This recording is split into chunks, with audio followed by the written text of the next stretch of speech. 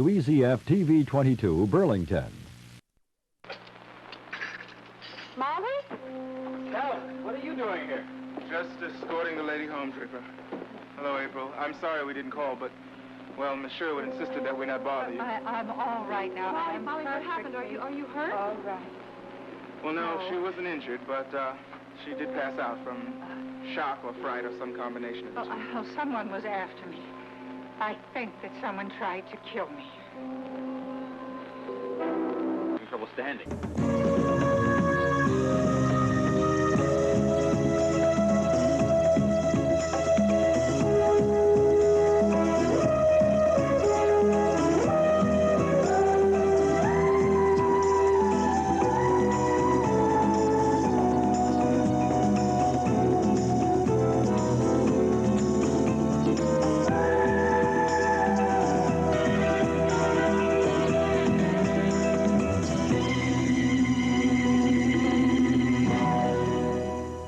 The Edge of Night is... I tried to get her to spend the evening in the hospital, but she insisted that she was all right. Oh, I am. Now, really, I don't want to sleep in a strange bed.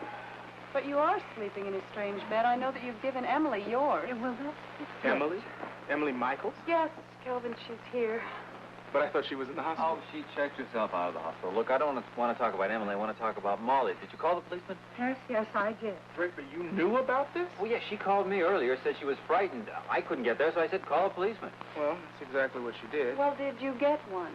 Well, not soon enough, I guess. Well, now, just for the record, there was an officer on the scene 6 minutes after the call came into headquarters. He's the one who discovered Miss Sherwood unconscious. Oh, my God, you weren't attacked, were you? No, well, I was. Somebody did attack me, Mrs. Scott, or they were about to. Well, then what happened? Well, I called the police, as you said, and then I got worried about staying in the phone booth. So I thought if I walked back toward Mrs. Saxton's hotel, it would be safer. I think that was the mistake. Yes, yes, I found that out. Because just as I left the booth, suddenly there was this movement, and suddenly somebody was there. Well, I was so terrified that I turned and ran, and, well, I must have fell or stumbled on something. God, you were hurt then. Well, no, it's just that she had the wind knocked out of her, and that, combined with the fright, produced the blackout. But fortunately, the officer was on the scene by that time. And whoever was there was gone. Unfortunately, yes. Oh, so we have another mugger on the loose in Monticello. If it was a mugger. Look, Molly, you sure, in your nervousness and your excitement, you didn't imagine something?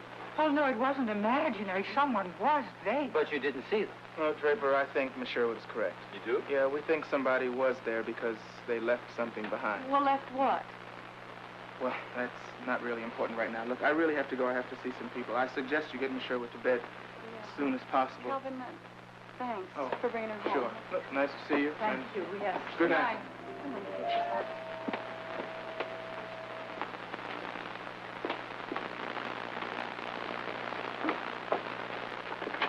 Kelvin, hi, come on in.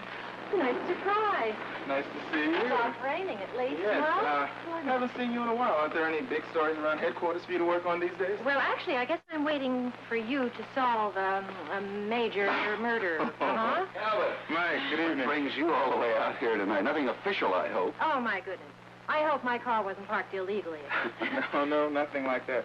As a matter of fact, fortunately for me, traffic is no longer my jurisdiction. I came because I have a little problem. I thought you might be able to help me with. A new case sort of came up tonight. You might call it a street crime. Oh? Well, how can Nancy and I help? Well, actually, what I had in mind was the three of you. Look at you. Look like the second act of Peter Pan. Yeah, you do look like you're flying a little bit. What's going on? Well, I just had the most incredible thing happen to me. And if I did have wings, I'd fly all over town and announce it. Announce what?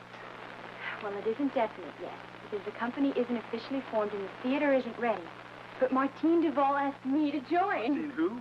Oh, Martine Duval, you know the dancer that Jody met at the studio, Gavin's old girlfriend. I couldn't believe my ears when she asked me. I mean, I told her I had no experience at all and that I just wasn't ready. Sounds like a good way to get experience. Do you know how long dancers wait for a job opportunity like this to come along? Oh, this is so wonderful. I'm so glad. It sounds like a marvelous experience. Sounds like a for you. miracle to me. Can you imagine? This is professional theater.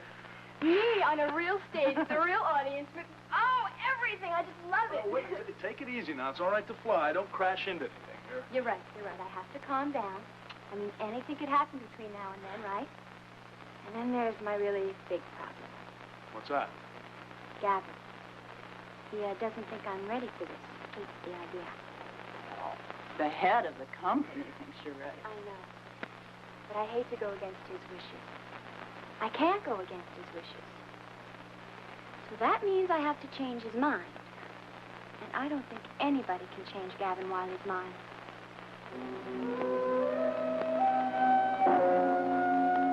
Babysitting? You must be kidding me, Gerald. Not at all, Skylar. You see, I share my hotel suite with a young man.